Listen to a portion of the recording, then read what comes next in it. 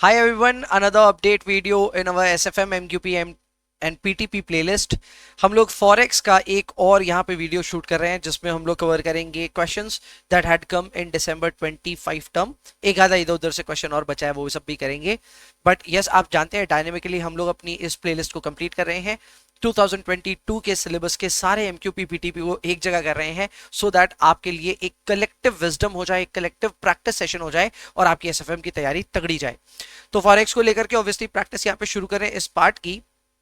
Before that 2-3 important things. Number 1, question bank description में है, जाकर के डाउनलोड कर लीजिए। क्वेश्चन बैंक में किसी भी सवाल पे आप अटक रहे हो तो उसका वीडियो सॉल्यूशन का लिंक हमने डाला हुआ है, जाइए एक्सप्लोर कीजिए। That is the most wonderful document that I have created in my entire career of education.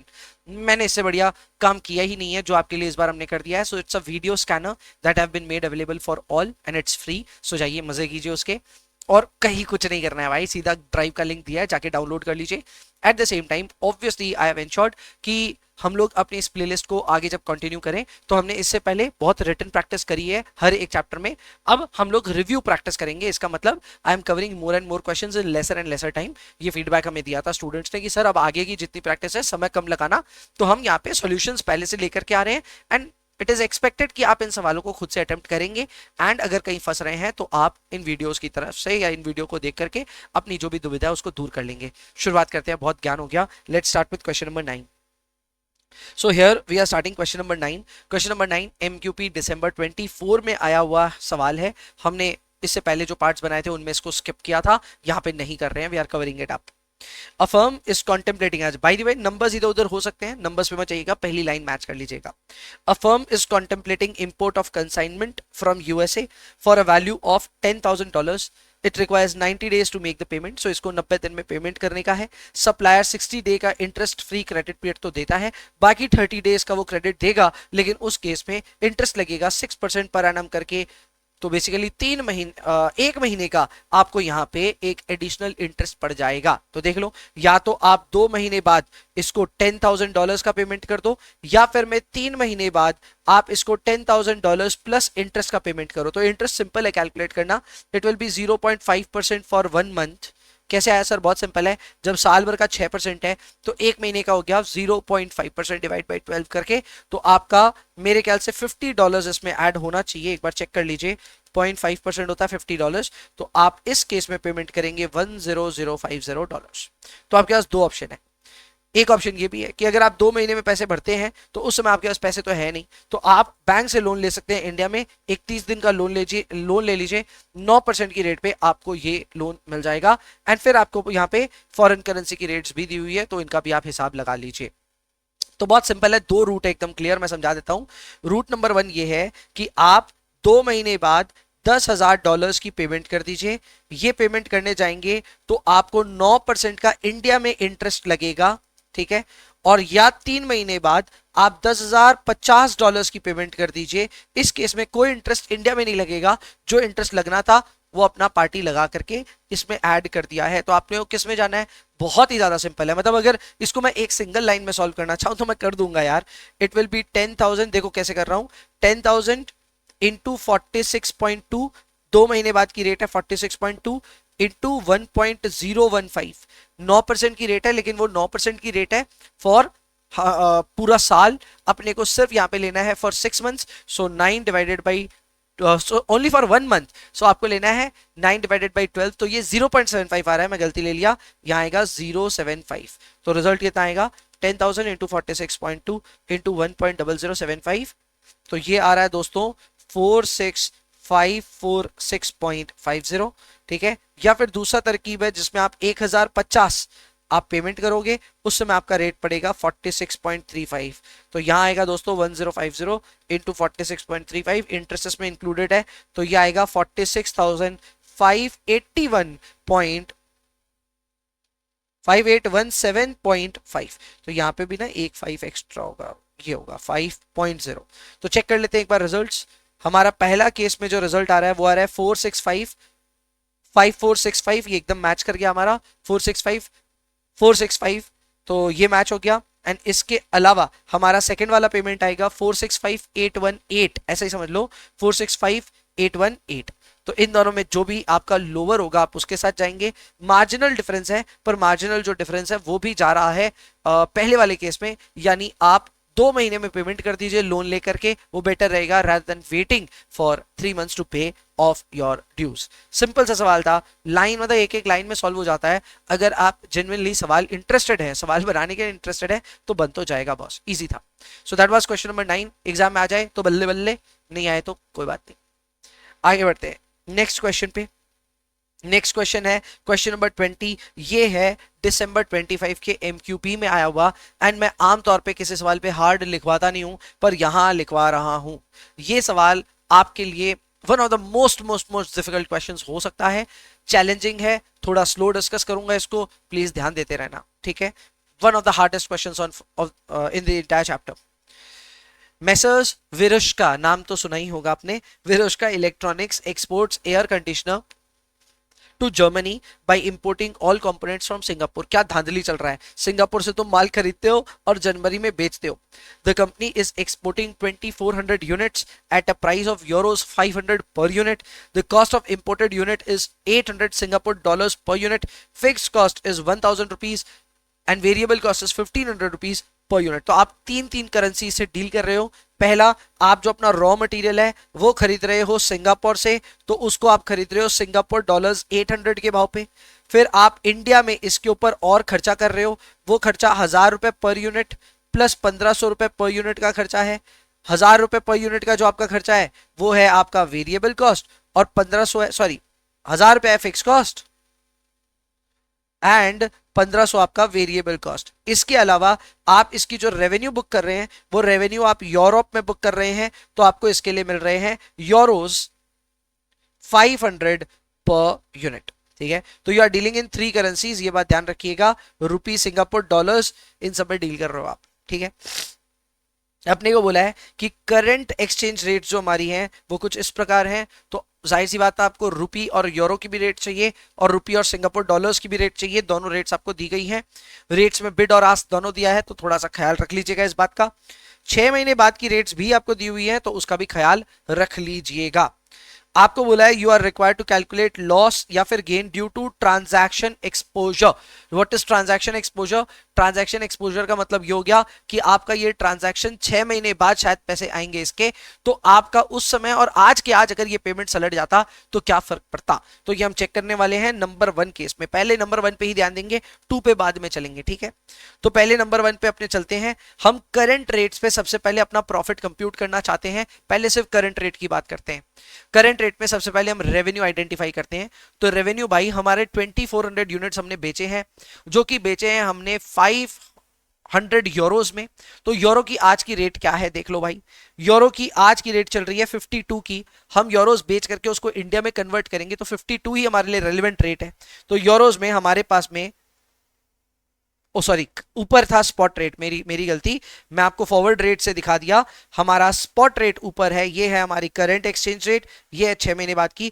तो हमारी जो रेट रेलिवेंट है वो है 51.5 की। तो इस रेट पे हमको यहाँ पे रेवेन्यू बुक करने को मिल जाएगा 2400 units all priced eight 500 Euros and इसके ऊपर में 51.5 करके जो भी है वो आपका वैल्यूएशन आ रहा है। ये है आपका रेवेन्यू आज के दिन रुपी टर्म्स में। इसके अलावा दोस्त आपको नेक्स्ट निकालना है इंपोर्ट का वैल्यू। इंपोर्ट आप जो कर रहे हो वो कर रहे हो सिंगापुर से। सिंगापुर से इंपोर्ट करा जा रहा है 800 सिंगापुर डॉलर्स का। आज के दिन अगर आप सिंगापुर डॉलर्स खरीद करके ये काम करते हैं तो सिंगापुर डॉलर्स खरीदने का रेट लगेगा 27.25। तो ये वाली रेट लगेगी। So it is 27.25। ये रेट पे आपका कंप्यूटेशन होगा। सो 2400 units price at 800 Singapore dollars into 27.25। तो आपका खर्चा आ जाएगा, ये आप देख सकते हैं 2400 इंटू 800 इंटू 27.25। तो ये आपका कॉस्ट ऑफ इंपोर्ट है। इसके अलावा आप 1000 रुपए और 1500 रुपए पे इस पे खर्च कर रहे हो। तो 1000 रुपए 2400 यूनिट्स का होता है 24 लाख एंड 1500 के हिसाब से होता है 36 लाख। तो ये आपके वेरिएबल कॉस्ट और फिक्स कॉस्ट है, माइनस कीजिए, आज के दिन प्रॉफिट कंप्यूट कर लीजिए। ये रहा हमारा कंप्यूटेशन, ये रहा वेरिएबल कॉस्ट, ये रहा फिक्स कॉस्ट। कंप्यूटेशन कंप्लीट होने पे आज के दिन अगर ये सारा काम आप सल्टा लेते तो 34.8 लाख का आपको प्रॉफिट हो जाता। मतलब आप जो ये इंपोर्ट किए इसके पैसे आज ही चुका देते और ये जो एक्सपोर्ट आपने किया इसके भी पैसे आज ही मिल जाते, तो आपका कोई ट्रांजैक्शन एक्सपोजर रहता ही नहीं। क्योंकि नहीं रहता तो जाहिर सी बात है आप आज के आज प्रॉफिट बुक कर सकते थे, बट अनफॉर्चुनेटली ऐसा नहीं हो रहा है। हमारा पेमेंट और हमारा रिसीवेबल दोनों 6 महीने दूर है, तो हमको इसको कलेक्ट करना होगा और इसको पे करना होगा 6 महीने की आगे की रेट पे। सो बेसिकली यहाँ पे जैसे 51.5 यूज किया था तो उसकी जगह 52 यूज करेंगे, और यहाँ पे 27.25 यूज किया था उसके जगह 27.75 यूज करेंगे in order to find the values as on the future date. तो बस इतना सा ही काम करना और कुछ नहीं बदलता। यहाँ पे आप देख सकते हैं 52 यूज किया, यहाँ पे किया 27.75, बाद बाकी सब चीज सेम है, 36 लाख 24 लाख भी सेम है। प्रॉफिट बदल गया दोस्त, प्रॉफिट बदल गया। इसका मतलब 6 महीने आगे का कॉन्ट्रैक्ट करने की वजह से आपका ट्रांजैक्शन एक्सपोजर की वजह से आपका प्रॉफिट कम हो गया है and profit has been reduced. कितने अमाउंट से? 3.6 लाख से। ये आपका क्वेश्चन नंबर 1 था। एंड मेरे ख्याल से इस क्वेश्चन को जिस हिसाब से मैंने एक्सप्लेन भी किया और जिस हिसाब से प्रेजेंट किया हुआ है, आपको ऐसा लगेगा कि भाई इसमें तो कुछ ही नहीं था, ये सवाल तो बहुत आसान था। सच बात है, इसका पार्ट नंबर 1 सच में आसान है। ट्रांजैक्शन एक्सपोजर का मतलब यही होता है कि तुम्हारा ट्रांजैक्शन आज नहीं होके फ्यूचर में हो रहा है, तो इसकी वजह से फॉरेन करेंसी की वजह से जो भी डिफरेंस आएगा वो कंप्यूट कर लो। So that is your transaction exposure. ये इजी था, इजी था दोस्त। मुश्किल क्या है इसका सेकेंड पार्ट। तो फर्स्ट पार्ट तो आई होप मैं आपको क्लैरिफाई कर पाया।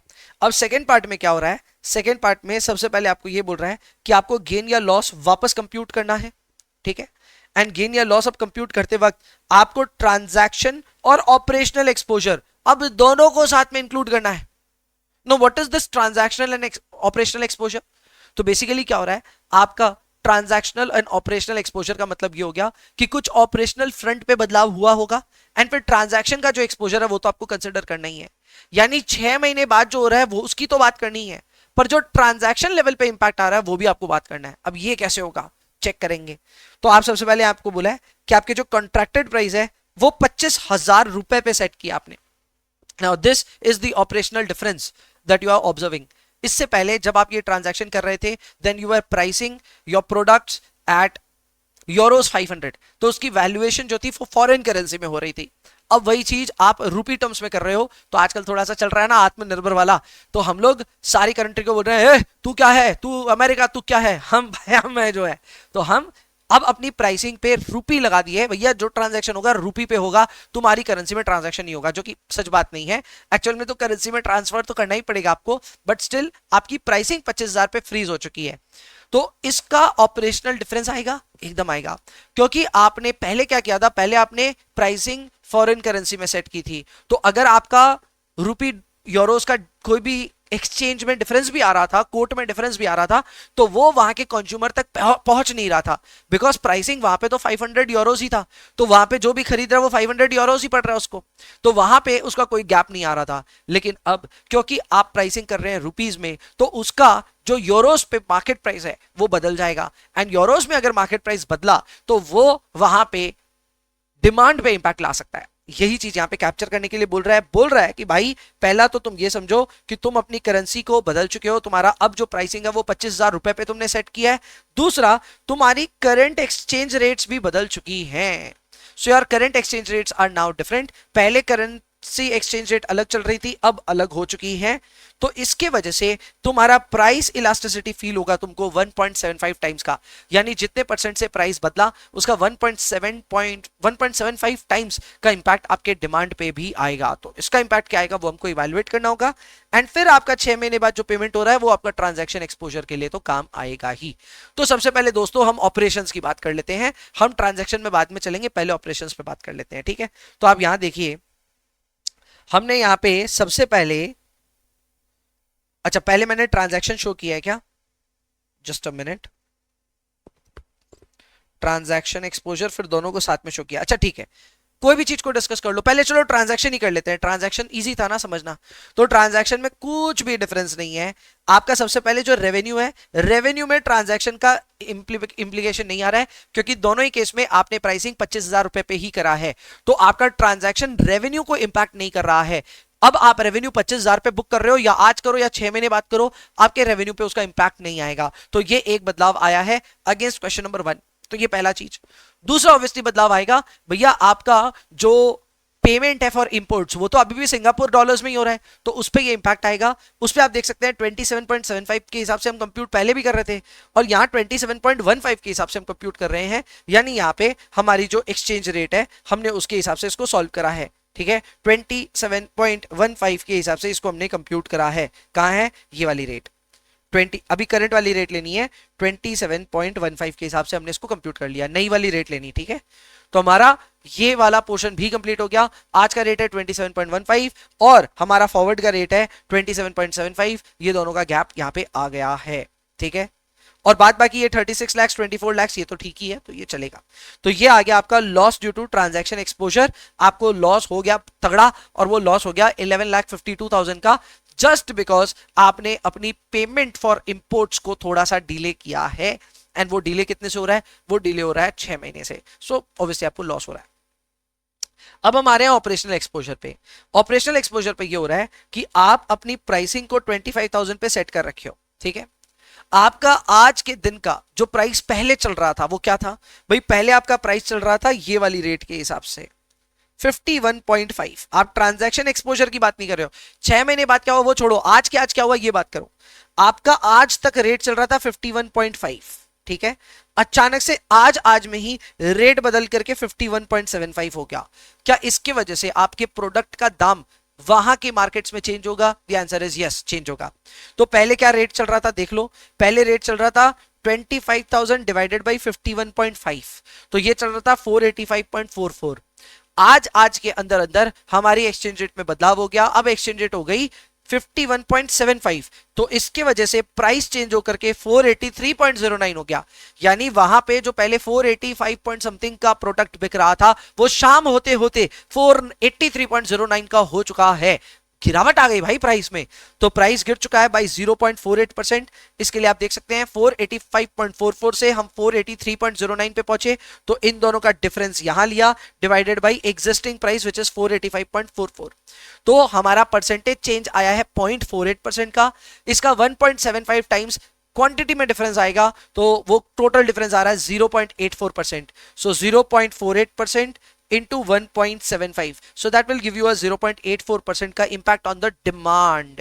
तो आपकी डिमांड पहले कितनी चल रही थी 24,000, प्राइस क्योंकि कम हुआ है तो डिमांड बढ़ेगी, डिमांड 24,000 नहीं 2400, इस पे 0.84% बढ़ करके अब आपकी डिमांड हो जाएगी 2420, यानी आपके 20 यूनिट्स की डिमांड बढ़ गई वहां के मार्केट्स में। काइक को क्योंकि आपकी जो करेंसी है वो करेंसी की वैल्यू बदल गई है, एंड बदलने की वजह से वहां पे प्राइस पे इंपैक्ट आया, प्राइस गिर गया, प्राइस के गिरने से 1.75 टाइम्स का इंपैक्ट क्वांटिटी डिमांडेड पे आया, आपका डिमांड रिवाइज होकर के 2420 हो गया है।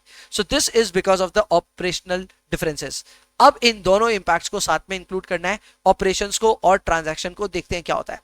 तो आप देखिए यहाँ पे हमने कैलकुलेशन करा जिसमें आप देखिए रेवेन्यू हमने 2420 इंटू 25,000 कंप्यूट किया, 2420 इंटू 25,000, ठीक है। फिर उसके बाद में हमने यहाँ पे जो खर्चा है वो खर्चा फॉरवर्ड रेट के हिसाब से या फिर फ्यूचर की रेट के हिसाब से कंप्यूट करा, तो वो है 27.75 के हिसाब से, ठीक है। तो अब यहाँ पे नोटिस कीजिएगा प्लीज, आपकी ये जो रेट है ये 27.75 के हिसाब से ही थी, तो हमने इसको खर्चा गिना, करेक्ट। एंड इसके अलावा और आपका जो खर्चा है उस खर्चे में बस आप ध्यान रखिएगा, वेरिएबल कॉस्ट तो पूरे यूनिट्स पे लगेगा पर फिक्स कॉस्ट सिर्फ 2400 यूनिट्स पे लगेगा। आपका यूनिट्स बढ़ भी जाता है तो फिक्स कॉस्ट नहीं बढ़ता है। सो आपका वेरिएबल कॉस्ट हमने यहां पे मल्टीप्लाई किया है with the revise number of units, but fix cost को उतने पे ही रखा है, तो 2400 पे उसको कंप्यूट किया हमने, तो हमारा अब प्रॉफिट आ रहा है 7.46 लाख। यानी एक तरह से मैं कह सकता हूं कि जब आप सिर्फ ट्रांजैक्शन एक्सपोजर की बात कर रहे थे तो आपका प्रॉफिट आ रहा था 7.2 का, ठीक है। उस समय सिर्फ आप अपने ट्रांजैक्शन एक्सपोजर की बात कर रहे थे, अब जब ऑपरेशंस को भी इंक्लूड कर दिया तो प्रॉफिट 7.46 लाख तक पहुंच गया after covering both operations as well as transaction. इसको आप कंपेयर करेंगे विद 18.72, तो जहां पहले फर्क था 11.52 लाख का, तो वो रिवाइज होकर के थोड़ा सा कम हो जाएगा and it will become 11.26 lakh. I know ये पूरा खिचड़ी बन गया होगा दिमाग में, ये ऐसा लग रहा होगा भाई क्या हो गया, या तो बहुत कुछ हो गया। सो क्वेश्चन नंबर 2 डेफिनेटली काफी ज्यादा ट्रिकी है, मैंने हार्ड कैटेगरी में सीधा डाला है सवाल को, मॉडरेट में भी नहीं डाला, तो उसका रीजन आपको समझ में आ रहा होगा।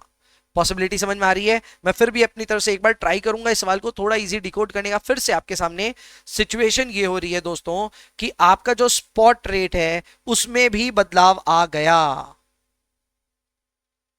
तो स्पॉट में बदलाव आने की वजह से आपका जो प्राइस इन यूरोज है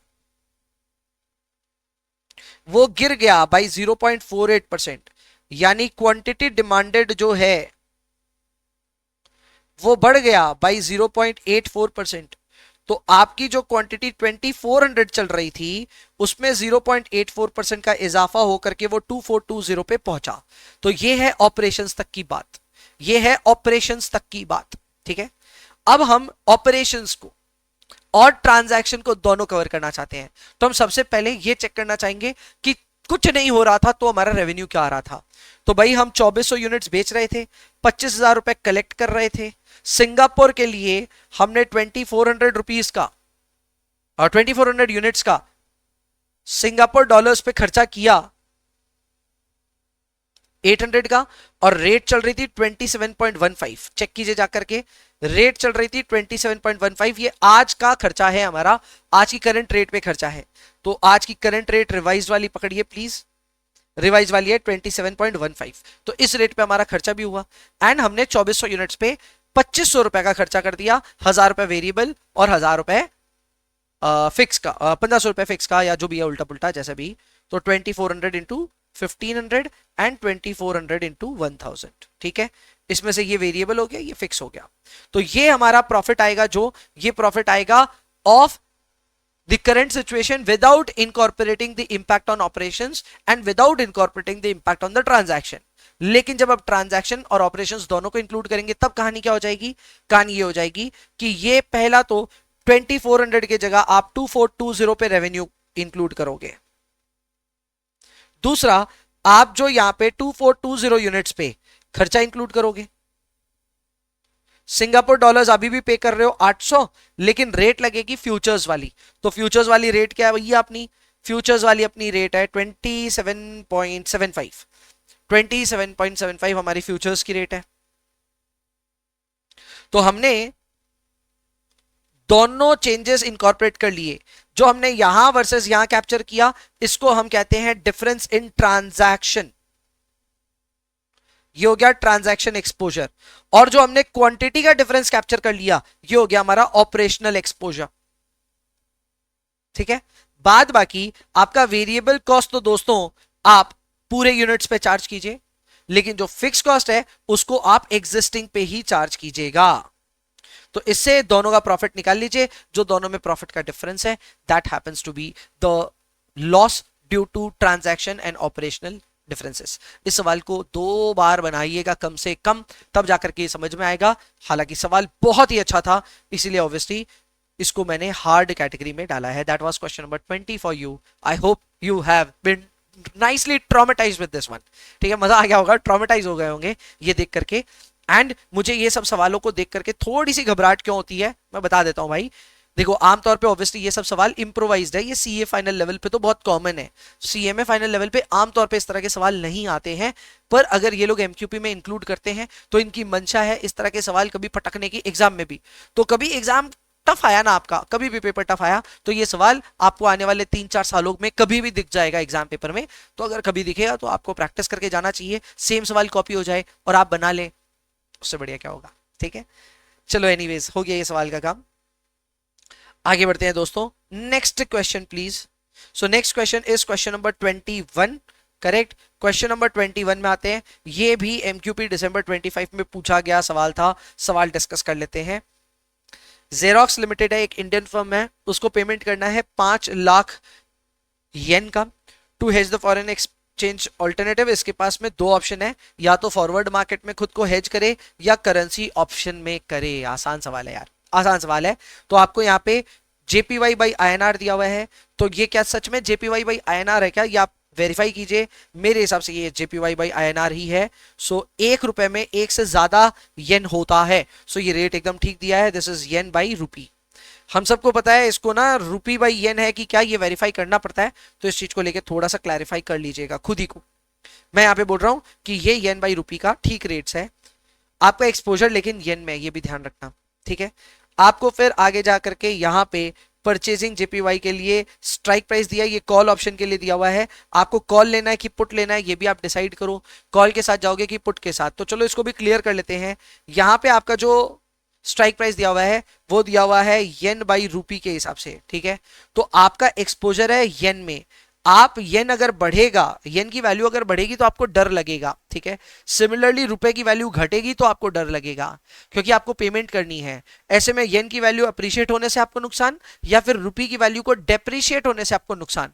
तो रुपी के डेप्रिशिएशन से अगर आपको नुकसान होता है तो आप डाउनसाइड में खुद को प्रोटेक्ट करना चाहेंगे। एंड क्योंकि दीज कॉन्ट्रैक्ट्स आर डिवाइज इन सच अ वे कि इसके बेस करेंसी में रुपी है, तो ऐसे में आप पुट कॉन्ट्रैक्ट के साथ जाइए। ये हल्का ज्ञान नहीं है, भारी ज्ञान है, इसको प्लीज अच्छे से समझ लीजिए।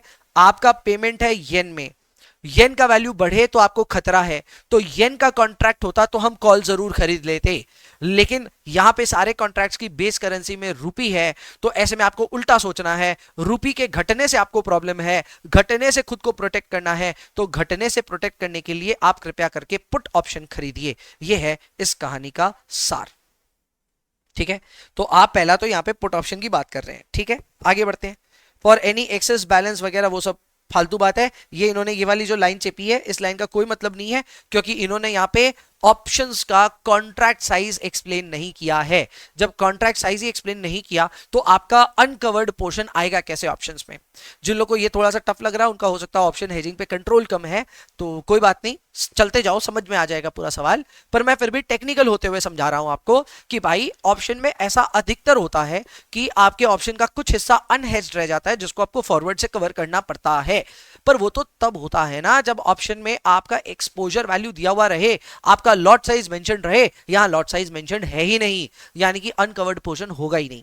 तो इस सवाल का जो यूनिक फीचर है वो ये है कि अनकवर्ड पोर्शन कुछ ही नहीं है, तो ये लाइन रेलेवेंट ही नहीं है। अब दुनिया जानती है कि सर ये सवाल आप सॉल्व करवा दो, क्योंकि हमसे तो होगा नहीं। तो सिंपल सी बात है भाई, फॉरवर्ड करना मुश्किल नहीं है, फॉरवर्ड की रेट को ऑब्जर्व करो और सॉल्व कर लो, इतना सही कहानी है। फॉरवर्ड का तुम्हारा रेट ये है, तो स्पॉट रेट दिया हुआ है, फॉरवर्ड रेट दिया हुआ है। अपने फॉरवर्ड से खुद को हेज करेंगे तो स्पॉट रेट काम का नहीं है। अब स्पॉट रेट में ये वाली रेट यूज करने की, ये वाली दिमाग इसी चीज का लगाना है। तो भाई बहुत सिंपल है, आपको येन को पे करना है तो आपको येन को बाय करना है, इसका मतलब रुपी को सेल करना है। सेल करना है तो ये तो रेट्स में रुपी नीचे है ना, तो सेल करना है तो 1.9726 वाली रेट को यूज कीजिएगा। आइए देख लेते हैं। ये 5 लाख ये रहा, डिवाइड बाई 1.9726 हुआ है, तो आपका रिजल्ट यहाँ पे आ गया। Many of you might not find this easy, उनको ऐसा लगेगा भाई बहुत दुख हो रहा है सर, हमसे नहीं बन रहा है। तो उस केस में भाई आप अपनी कोट्स को बदल लो। अगर आपको तकलीफ हो रही है तो कृपया करके कोट्स बदल लीजिए। यानी कि मैं कह रहा हूं आपकी जो रेट दी हुई है वो है येन बाई रुपी ना, तो आप इसको कृपया करके रुपी बाई येन बना लीजिए। तो आपकी रेट हो जाएगी 1.9923 1.9726, तो आपकी रेट आ जाएगी 1.9923 डिवाइड इक्वल टू, तो ये आएगा 0.50193 एंड दूसरा वाला आएगा 1.9726, ये आएगा 0.506945। तो आपको ये वाली रेट यूज करनी पड़ेगी because you are going to buy yen.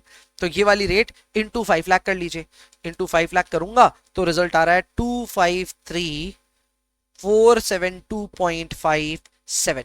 तो ये वाला जो वैल्यू है कि हम नीचे भी कंप्यूट करके ऐसे ही दिखा रहे हैं, तो आप देख सकते हैं ये आ गया 253,473, मैंने राउंड ऑफ किया है, ठीक है। तो ये तो हो गया फॉरवर्ड हेज। फॉरवर्ड हेज में अगर पैसे भरने पड़े तो इतने भरने पड़ेंगे। अब अपने आते हैं पुट ऑप्शन में। पुट ऑप्शन को कैसे समझें सर? सिंपल है सर, एकदम सिंपल है, आप ध्यान दोगे तो एकदम पकड़ में आ जाएगा। आपको कितने येन को कवर करना है? आपको पूरे 5 लाख येन को कवर करना है, ठीक है।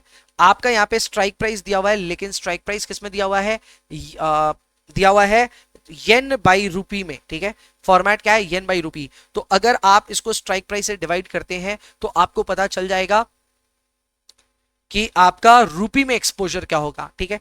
तो हम यहाँ पे इसको येन बाई रुपी से डिवाइड कर रहे हैं, जो हमारा स्ट्राइक प्राइस है। तो हमारा ये एक्सपोजर येन में है, तो रुपी में एक्सपोजर क्या होगा स्ट्राइक प्राइस से डिवाइड करके पता चल जाएगा। तो 5 लाख डिवाइडेड बाई 2.125, तो आपका रुपी का एक्सपोजर आएगा रुपी 235,294.12, ठीक है। अब ये जो रुपी का एक्सपोजर है इस पे आप पुट खरीदिएगा तो आपके हर रुपी के एक्सपोजर पे आपका जो प्रीमियम लगेगा वो होगा 0.098। तो इसको 0.098 से जब मल्टीप्लाई करेंगे तो येन में आपका कितना प्रीमियम आएगा वो पता चल जाएगा। मुझे पता है ये कहानी थोड़ी हाईफाई हो गई, तो आइए इसको स्टेप बाय स्टेप देख लेते हैं। सबसे पहले आप ये देखिए, आपका जो एक्सपोजर है उस एक्सपोजर को हमने यहाँ पे डिवाइड किया है एक्सरसाइज प्राइस से to calculate your exposure value in rupees. Then your premium is payable, तो प्रीमियम दिया हुआ है येन बाई रूपी फॉर्मेट में। तो आपका अगर एक्सपोजर रूपी में आप कन्वर्ट नहीं करेंगे तो आप प्रीमियम कैलकुलेट नहीं कर पाएंगे।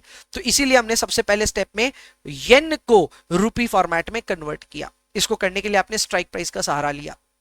अब आपका एक्सपोजर आ गया है रूपी वैल्यू में, उसको आप अपने प्रीमियम कैलकुलेशन के लिए यूज कीजिए। जैसे ही मल्टीप्लाई करेंगे आपका रूपी रूपी कट गया, you are again back to the yen level. तो अब आपके पास प्रीमियम का अमाउंट आ गया येन लेवल पे। ये प्रीमियम आज के दिन पेबल है, ये प्रीमियम आज पे करना होगा, तो स्पॉट रेट यूज करके आज इस पे खर्चा निकाल लीजिए। सो स्पॉट रेट पे आज आपका खर्चा आएगा 1.1916 से डिवाइड किया, ये स्पॉट रेट है हमारी। तो यहां पे मैं दिखा देता हूं आपको, ये रहा 1.9516, ठीक है। इस रेट पे हमने इसको कन्वर्ट किया और कन्वर्जन करने के बाद हमारा यहाँ पे खर्चा आ गया आज के दिन रुपीज में। इसको आप अपने रूपी एक्सपोजर से साथ जोड़ लीजिए, आपका टोटल अमाउंट आ जाएगा। तो रूपी exposure plus premium, this is your overall रूपी एक्सपोजर इन ऑप्शंस केस। इसमें बस एक ही कैविएट होता है, वो ये होता है कि ये जो 235294 है ये एक्सपोजर इन रूपी वैल्यू है, but this is the maximum possible exposure.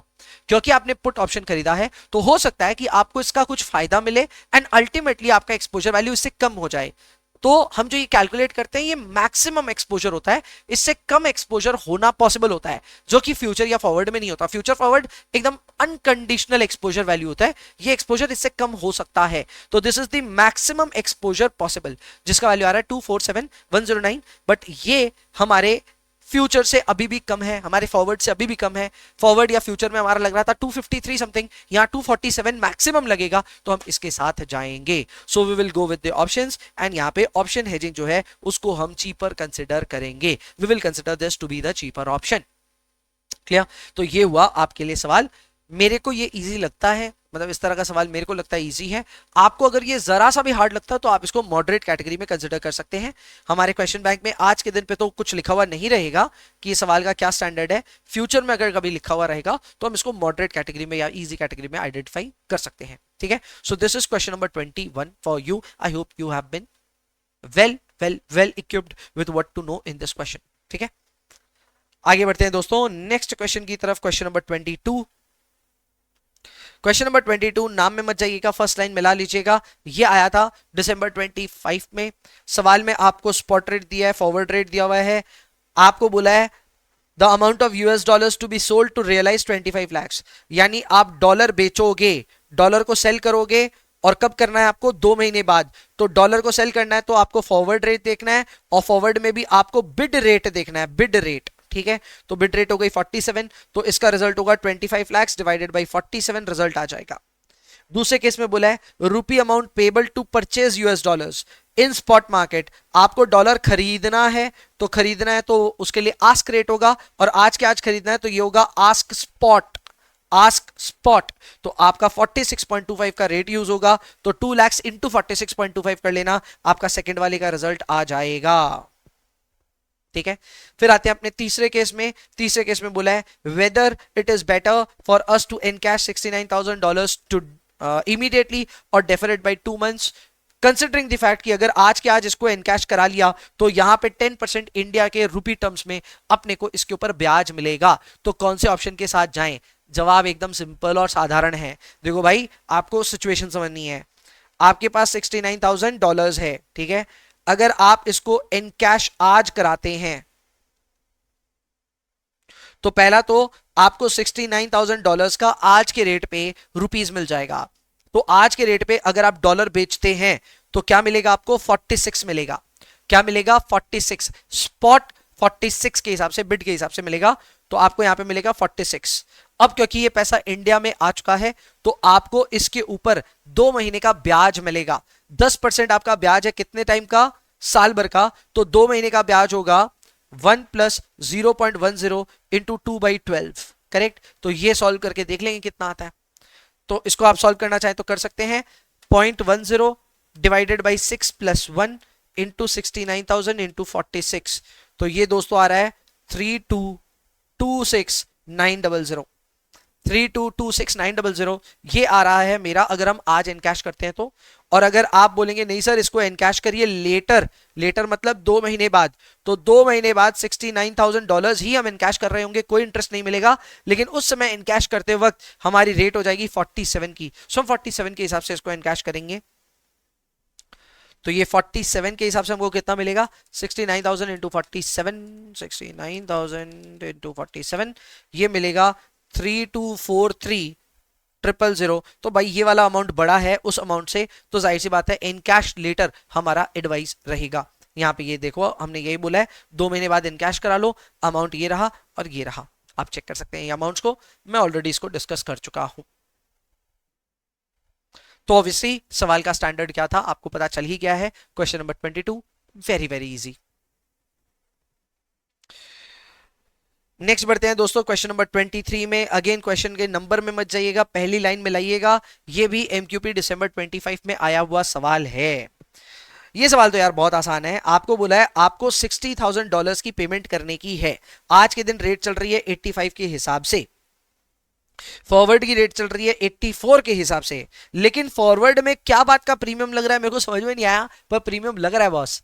ऐसा होता नहीं आमतौर पे, फॉरवर्ड में क्या बात का प्रीमियम, अब लग रहा है तो लग रहा है। ऑप्शंस में तो प्रीमियम सुना है हमने, फॉरवर्ड में कब से प्रीमियम होने लगा, पर इन्होंने बोला तो लेना है अपने को। इसके अलावा प्रीमियम भरने के लिए पैसे हमारे पास है नहीं, हम तो है बेटा पैसे वाले तो है नहीं, तो ऐसे में हम लोग को लोन लेना पड़ेगा। तो जो भी प्रीमियम का अमाउंट होगा उसके ऊपर 12% का आपका लोन का इंटरेस्ट भी कैलकुलेट कर लीजिएगा। आपको बोल रहा है प्रॉफिट या लॉस कंप्यूट करके बताओ, अगर तुम हेजिंग करते हो और तुम्हारी रेट्स 88, 82, 90 एंड 85 ऐसा हो जाता है तो भाई सबसे पहले आप प्रीमियम कंप्यूट कर लो। आपका 60,000 का पेमेंट है, करेक्ट, और आप फॉरवर्ड रेट ले रहे हो 84 के हिसाब से, आपकी रेट है 84 की। आज की क्या रेट है वो रिलेवेंट नहीं है, 84 की रेट पे आप एंटर कर रहे हो, तो इसके ऊपर 2% का आपका प्रीमियम बनेगा, करेक्ट। और आप हेजिंग कितने टाइम की कर रहे हो, आपकी हेजिंग हो रही है यहां पे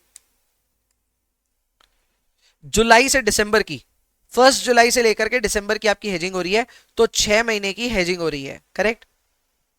तो यहां पे आप 1.01 से इसको मल्टीप्लाई करेंगे, 1 सॉरी इंटू 2% इंटू आपका 1.06 कर दीजिए आप। अगर 12 महीने का रेट है 12%, तो 6 महीने का रेट है 6%, तो आपका प्रीमियम अमाउंट आ जाएगा 60,000 इंटू 84 इंटू 0.02 इंटू 0.1 इंटू 1.06, तो आपका प्रीमियम अमाउंट आ रहा है 106,848। ये तो आपका प्रीमियम अमाउंट है, हर हाल में ये आपका खर्चा है, हर हाल में ये आपका खर्चा है, ठीक है। तो आप देखिए जितने भी रिजल्ट्स है ना उन सब में ये चीज आपके माइनस होएगा ही होएगा। ये देखो सब रिजल्ट में से ये अमाउंट माइनस हो रहा है, जहां लॉस कंप्यूट हो रहा है लॉस में हमने ऐड किया है, पर जहां पे प्रॉफिट कंप्यूट कर रहे हैं वहां पे ये माइनस होगा, पहला बात, ठीक है। पूरा रिजल्ट आया नहीं है यहाँ पे, 4 नंबर का सॉल्यूशन कट गया है, बट ठीक है देख लेंगे, वो खुद से बना लेंगे, ठीक है। तो एक तो ये चीज होगी। दूसरा आपका अब हर बार पे ऑफ निकालना आपको, तो क्योंकि आपने फॉरवर्ड परचेज को परचेज किया है, तो आपका फॉरवर्ड का प्राइस अगर ज्यादा होगा तो आपको फायदा होगा, मतलब स्पॉट प्राइस अगर ज्यादा हो जाएगा तो फायदा हो जाएगा, नहीं तो नुकसान हो जाएगा। तो आपका पे ऑफ कैसे निकलेगा, पे off will be your $60,000 into ST minus F. This is your payoff value, $60,000 into ST minus F. तो आपका लास्ट वाला मैं सॉल्व करके दिखा देता हूं, बाकी 3 के रिजल्ट्स दिखा देता हूं। पहले वाले का रिजल्ट है 133, 152 का प्रॉफिट, दूसरे वाले का है लॉस ऑफ 226,848 एंड तीसरे वाले का अपना प्रॉफिट आएगा 253, 152। लास्ट वाला मैं शो कर देता हूं 85 versus your forward value of 84, so 85 minus 84 into 60,000 minus 106,848. Let us check this out. ये आ रहा है 60,000 माइनस 106,848, तो ये आ रहा है दोस्तों माइनस में, मतलब ये सीधा प्रॉफिट ही निकाल दिया हमने, सो इसका माइनस में रिजल्ट आ रहा है 46,848। ध्यान रखिएगा ये सिर्फ पे ऑफ नहीं है, हम यहाँ पे ऑफ के साथ साथ ही इसका कॉस्ट माइनस कर दिए, तो हमारा सीधा यहाँ पे प्रॉफिट या लॉस आ गया। सो लॉस आ रहा है 46,848 का इन सिनेरियो नंबर 4। कैसा सवाल था, बहुत आसान सर, ये भी बहुत ज्यादा इजी था। Question number 23 done. नेक्स्ट हम आते हैं क्वेश्चन नंबर 24 में दोस्तों। Question number 24 is from triangular arbitrage. Triangular arbitrage ये एक्चुअल एग्जाम में आया हुआ है, दिसंबर 25 के पेपर में आया था। सवाल सिंपल सा था, मिस्टर आशान का ये सवाल है जिसमें ये भाई साहब के पास में इंफॉर्मेशन दी हुई है डॉलर बाई पाउंड की, फिर इंफॉर्मेशन दी हुई है इनको रूपी बाई पाउंड की, एंड फिर इंफॉर्मेशन इनको दी हुई है रूपी बाई डॉलर की। और आप कहेंगे रेट का पता कैसे चला, लिखा तो उल्टा है, जीबीबी बाई यूएसडी या फिर जीबीबी बाई आईएनआर या फिर यूएसडी बाई आईएनआर। तो सर आपको कैसे पता चला रूपी बाई डॉलर है? तो भाई नीचे देखो, जिसके आगे 1 लिखा है वो डिनोमिनेटर में होगा। अगर pound is 1 then pound is in the denominator, when dollar is 1 then dollar is in the denominator। तो करेक्ट करेंसी कोटेशंस ये हैं। इसमें किसी ने गड़बड़ किया होगा एक्चुअल एग्जाम में तो वो खुद जिम्मेवार है, इसकी जिम्मेवारी इंस्टीट्यूट क्यों लेगा भैया, कोई नहीं लेगा, आपकी गलती है। तो ये कोटेशन सबसे पहले ये होंगे, फिर आपको यहाँ पे आर्बिट्राज करके दिखाने का है जो कि मेरे ख्याल से आसान है। तो यहाँ पे अपने को बोला है कि पहले तो ये बताओ कि आर्बिट्राज अपॉर्चुनिटी एग्जिस्ट करता है, तो यार हो जाएगा, तुम रूपी बाई डॉलर का रूट निकाल लो। सो रूपी बाई डॉलर के लिए रूट क्या बनेगा, आपका रूट बनेगा rupee by pound divided by dollar by pound. So basically इन दो करेंसीज को यूज करके नीचे वाला करेंसी निकालना है, रूपी by pound divided by dollar by pound. क्योंकि डिवाइड आ गया तो डायगोनल रूल अप्लाई होगा, याद रखिएगा, ठीक है।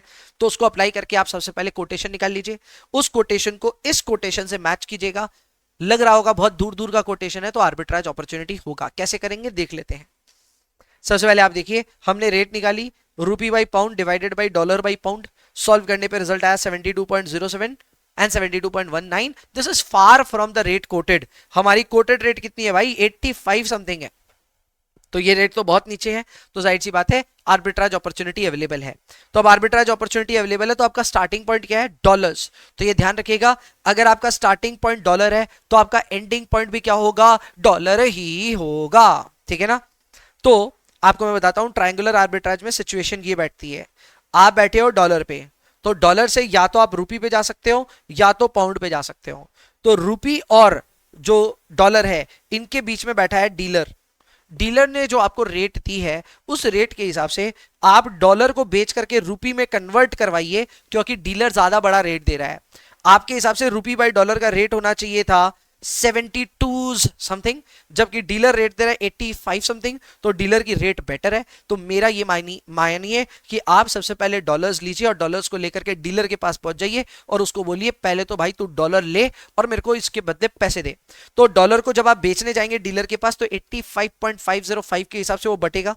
सो what we will do, we will start with $80,000, we will go to the dealer. वो डीलर अपने को 85 पॉइंट, चेक कर लेते हैं वापस रेट क्या है, 85.505 के हिसाब से वो हमको पैसे देगा। तो हमारे पास कितने रुपए आ गए, 85.505 इंटू 80,000, तो हमारे पास आ गए 68,40,400, ठीक है। अब इसके बाद इस पैसे का क्या करें, इसको आप यहां से यहां आ चुके हैं, अब यहां से यहां जाइए, तो आप जाएंगे पाउंड्स में, तो आप रुपए से पाउंड में कन्वर्ट कीजिए, ठीक है। तो आप पाउंड खरीदने जा रहे हैं दोस्तों, पाउंड खरीदने का जो रेट है, रुपी बाई पाउंड का है, ये वाला रेट है, तो पाउंड खरीदने का रेट है 113.4487। तो इस रेट से आप डिवाइड कीजिए 113.4487, तो आप अपने अमाउंट को 68,40,400 को आप डिवाइड कीजिए बाई 113.4487, तो इससे आपके पास पाउंड आ जाएगा। तो ये आ रहा आपके पास 60,295.12, ये आपके पास पाउंड्स आ गए। अब इस पाउंड को आप वापस डॉलर में कन्वर्ट करवा लीजिए, correct. So you have been given rate, जो रेट है डॉलर बाई पाउंड की रेट, करेक्ट।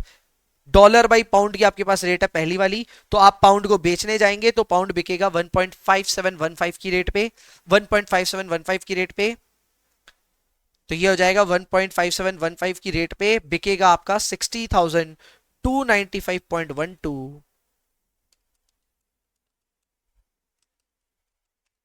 तो आपके पास बहुत ज्यादा डॉलर्स आ गए, 94,753.78। आपकी शुरुआत हुई थी $80,000 से, तो आपका फायदा हो गया 14,753.78 हिंदी के लिए सॉरी, बट ठीक है, ये इतना अमाउंट आपको मिला डॉलर्स में, that is your arbitrage gain. जाके चेक कर लीजिए 14,000 753.73, थोड़ा बहुत राउंडिंग ऑफ इधर उधर चलेगा। सो ये है पूरी कहानी, पूरा प्रोसेस मैंने यहाँ लिखा है। कन्वर्ट कीजिए डॉलर को किस में, डीलर के थ्रू जाइए, रुपी में कन्वर्ट कीजिए, रुपी को पाउंड में कन्वर्ट कीजिए, पाउंड को डॉलर में कन्वर्ट कीजिए, आपको घूम फिर करके आर्बिट्राज गेन हो जाएगा। इजी पीजी क्वेश्चन, इसको हम कहते हैं ट्रायंगुलर आर्बिट्राज। मेरे हिसाब से सवाल बहुत अच्छा इजी स्टैंडर्ड का था। अगर आपने बनाया होगा तो आप अपने सवाल को यहाँ पे वेरीफाई कर सकते हैं। अब अपने आखिरी क्वेश्चन में चलते हैं। इस पर्टिकुलर एडिशन का आखिरी एडिशन है ये है question number 25। Again question number पे मत जाइएगा, सवाल मिला लीजिएगा। मेड केयर डिवाइसेस, जो कि दिसंबर 2025 के एग्जाम में आया था। तो ये सवाल क्या है, इसमें हम लोग कॉन्ट्रैक्ट किया, हमको डायग्नोस्टिक इक्विपमेंट खरीदना है USD 8 मिलियन में, इसके पैसे भरने हैं 6 महीने बाद। CFO को कंसर्न है कि यार आगे जाकर के कुछ घपला हो जाएगा या प्रॉब्लम हो जाएगा, तो फॉरवर्ड रेट दिया है, इंटरेस्ट रेट्स दिया है, ऑप्शन दिया है। सवाल समझ में आ गया। आपको फॉरवर्ड हेजिंग करवाएगा, आपको मनी मार्केट हेज करवाएगा और आपको ऑप्शन हेजिंग करवाएगा। इन तीनों में फॉरवर्ड और मनी मार्केट इजी होता है, फर्स्ट सिर्फ ऑप्शन में है, तो बस उसी के लिए घबराइए ना, पहले के लिए क्यों घबरा रहे हैं। तो यार बहुत सिंपल है, मैं फॉरवर्ड का समझा देता हूं आपको। फॉरवर्ड तो बहुत इजी है, आपको पैसे बढ़ने हैं $8 मिलियन, करेक्ट। फॉरवर्ड का आपको रेट दिया हुआ है 84.5, तो बस मल्टीप्लाई कीजिए, आपका एक्सपोजर वैल्यू आ गया 84.5 इंटू 8, तो ये आ गया दोस्तों रुपीज 676 मिलियन। ये आपका आ गया फॉरवर्ड हेज का जवाब, 676 मिलियन। यकीन नहीं होता है, मैं मैच करा देता हूं, 676 मिलियन। ठीक है, अब अपने आते हैं मनी मार्केट में। सर मनी मार्केट कैसे सॉल्व किया जाता है, बहुत सिंपल है। आपको ये पेमेंट करनी है यूएस में, कितना, $8 मिलियन का पेमेंट करना है। कब करना है, 6 महीने बाद। तो हम क्या करेंगे, हम आज ही यूएस में इन्वेस्टमेंट कर देंगे, इतना कि हमारे पास 8 मिलियन हो जाए। कितने दिन बाद, 6 महीने बाद। तो हम यूएस में कितना इन्वेस्ट करेंगे, यूएस में हम इन्वेस्ट करेंगे 8 मिलियन डिवाइडेड बाय यूएस की रेट चल रही है 3%, तो 6 महीने में 1.5% का रिटर्न हमको मिलेगा। सो 8 डिवाइडेड बाई 1.015, हमको वहां इन्वेस्ट करना पड़ेगा $7.881773 मिलियन। इतना हमको वहां पे इन्वेस्ट करना होगा। अब इतना वहां इन्वेस्ट करने के लिए आज आपको रुपए की दरकार है, तो इतने रुपए आप बोरो कीजिए। तो आज कितने रुपए बोरो करने हैं, 7.881773, आज की रेट चल रही है 83.7, तो आज आपको रुपए बोरो करने पड़ेंगे इंडिया में इंटू 83.7, तो आज आपको बोरो करना है रुपीज 659.7044 मिलियन। अब ये बोरो करेंगे तो इस पे भी इंटरेस्ट लगेगा, तो आपका नेट रुपी में जो कॉस्ट आएगा आफ्टर 6 मंथ्स, वो कितना आएगा, 659.70443। इंडिया में रेट चल रहा है 8%, तो आपको 4% का इंटरेस्ट कॉस्ट लगेगा 6 महीने का। तो आपका नेट कॉस्ट आएगा 686.09 मिलियन, ऐसा कुछ करके 686.09 मिलियन आपका लास्ट में आएगा खर्चा। वेरीफाई कर लीजिए, 689.09 समथिंग आ गया आपका खर्चा। 686.09 मिलियन ये आपका खर्चा आ गया। पूरा स्टेप्स मैंने यहाँ दिखाया है क्लास में, क्योंकि इसको बहुत स्लोली और अच्छे से हम लोग करते हैं, तो जाहिर सी बात है यहाँ रिव्यू में हम थोड़ा स्पीड में इसको कवर कर चुके हैं। जिनको यहाँ दिक्कत है पॉज कीजिए इस लेक्चर को, चेक कर लीजिए, अपना सारा सॉल्यूशन मोटा मोटी समझ में आ जाएगा। हालांकि मैंने समझाया है इसका प्रोसेस ये है कि आपको क्योंकि पेमेंट करनी है यूएस में, तो यूएस में आज इन्वेस्टमेंट कर दीजिए इतना कि वो 8 मिलियन हो जाए।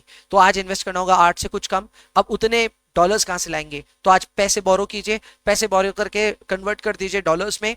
पैसे बोरो कितने करने हैं वो पता लग गया, तो उसके ऊपर आपको ब्याज भर करके 6 महीने बाद जो नेट कॉस्ट आएगा वो आप कंप्यूट कर लीजिए। That will be your money market hedge. अब आते हैं अपने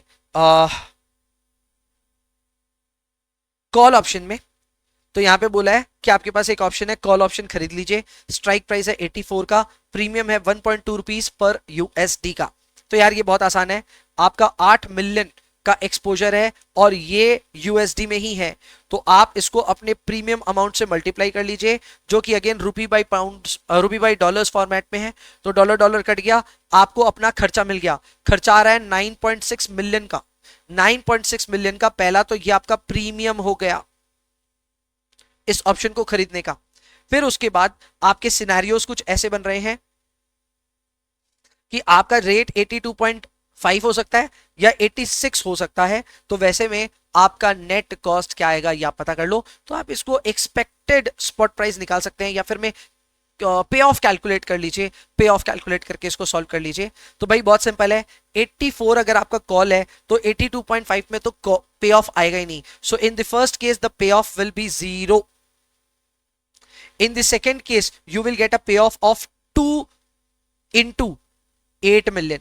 तो दूसरे वाले केस में 16 मिलियन का पे ऑफ आएगा। कैसे? 2 रुपए का फर्क आ गया, 86 माइनस 84, 2 रुपए का फर्क मिलेगा और ये आपको 84 मिलियन, सॉरी 8 मिलियन जो आपने कवर किया है उसके ऊपर मिलेगा। तो 16 मिलियन का आपको यहां पे पे ऑफ देखने को मिलेगा। एंड इन ईदर वेज आपका जो भी कॉस्ट होगा वो कॉस्ट पे तो आपका खर्चा जाएगा ही, ठीक है ना। तो यहां पे अपने देख लेते हैं कैसे सॉल्व हो रहा है। हमने यहां पे पूरा प्रोबेबिलिटी वाइज ही सॉल्व किया है, तो ये बहुत ही ज्यादा सिंपल हो गया यार। मैं ऐसे शो कर देता हूं आपको, सिचुएशन इजी कर देता हूं आपके लिए। दो पॉसिबिलिटी है, 82.5, 82.5 की पॉसिबिलिटी और 86 की पॉसिबिलिटी है, ठीक है। 82.5 होने की पॉसिबिलिटी क्या है? इसकी पॉसिबिलिटी है 40%, नीचे वाली की 60%। तो हम सबसे पहले यहां पे कंप्यूट करेंगे पे ऑफ ऑन कॉल। तो ऊपर वाले में तो पे ऑफ ऑन कॉल कुछ भी नहीं आएगा क्योंकि आपका एक्सरसाइज प्राइस के ऊपर प्राइस गया ही नहीं। दूसरे वाले का केस में 86 माइनस 84 इंटू 8 मिलियन आपने खुद को एक्सपोज किया है, तो जाहिर सी बात है 16 मिलियन का पे ऑफ आएगा आपको लॉन्ग कॉल पे। फिर आपको जो पेमेंट करना है वो पेमेंट तो उसी दिन जो भी रेट है उस रेट पे ही करना है। तो आपको 8 मिलियन पे पेमेंट करना होगा 82.5 के हिसाब से। 8 इंटू 82.5, तो यहां आपका पेमेंट आएगा 660 मिलियन रुपीज में। और यहां पे 8 मिलियन अगर आप 86 के रेट पे करते हैं तो आपको पेमेंट करना होगा 688 मिलियन का। फिर उसके बाद आपने प्रीमियम दोनों ही केस में भरा है and your premium amount is 9.6 million rupee form में, 9.6 मिलियन रुपी फॉर्म में। तो आपका फाइनल फिगर यहां आ जाएगा। तो ये फाइनल फिगर क्या होगा? 660 is your payment plus the premium that you have paid, ये आपके कॉस्ट में जुड़ेगा। पे ऑफ आपको कुछ मिला नहीं तो ये आपके कॉस्ट से सेट नहीं होगा। वहीं पे अगर आप देखें तो यहां पे आपका पेमेंट है 688, यहां पे आपका और फर्दर प्रीमियम का कॉस्ट आया 9.6 एंड यहां पे आपको 16 मिलियन का पे ऑफ मिला, तो ये आपके खर्चे को कम करेगा। दोनों साइड में पे ऑफ निकाल लीजिए। पे ऑफ निकालने के बाद प्रोबेबिलिटी से मल्टीप्लाई करके एक्सपेक्टेड पे ऑफ निकाल लीजिए, ठीक है। मुझे बस एक चीज देख लेने दो। हाँ ठीक है, कोई दिक्कत नहीं है। तो बस ये हो जाएगा। तो अपने नेट कॉस्ट यहां निकाल लेते हैं। यहां नेट कॉस्ट आएगा पहले वाले केस में 660 प्लस 9.6 माइनस 0, तो यह आएगा 669.6 एंड यहां पे आएगा दोस्तों 688 प्लस 9.6 माइनस 16, तो 688 प्लस 9.6 माइनस 16,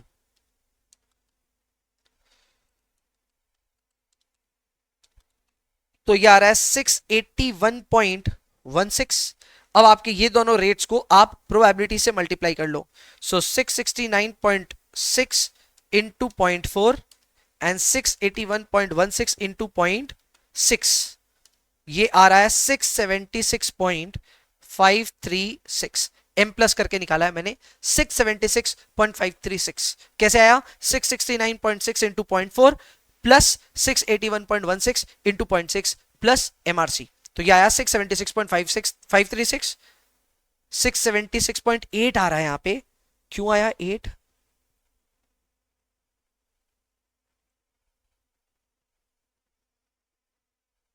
एक्सपेक्टेड पे ऑफ, वो भी कोई बात नहीं है, थोड़ा बहुत राउंडिंग ऑफ की वजह से हुआ है।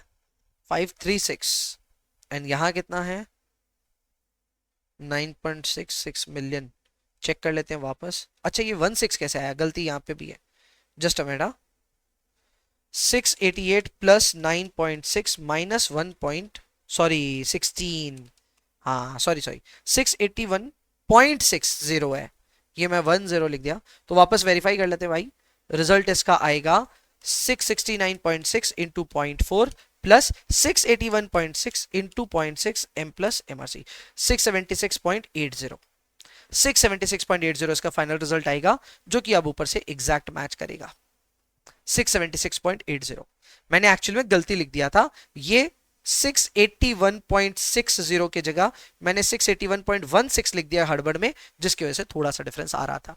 Anyways, that difference is now gone, and with that being said, this question is done entirely. मैंने अगेन इसको इजी कैटेगरी में डाला है। अगर आपको इतना सारा हेजिंग पसंद नहीं है तो मॉडरेट कैटेगरी में भी इसको डाला जा सकता है, it is up to you. ठीक है, so that was question number 25 for you and I hope you have enjoyed this question. मजा आया होगा, एग्जाम में आया हुआ सवाल है, आगे भी इस तरह के सवाल आ सकते हैं, तो जाहिर सी बात आप तैयारी कीजिए। That is it for this set of update. मिलेंगे next set of update for this chapter again जब जून 26 के एग्जाम्स हो जाएंगे और हम दिसंबर 26 के लिए तैयारी कर रहे होंगे, तो उस समय इसको फर्दर अपडेट करेंगे। But as of now the updates are complete. I will see you in the next chapter. Bye bye.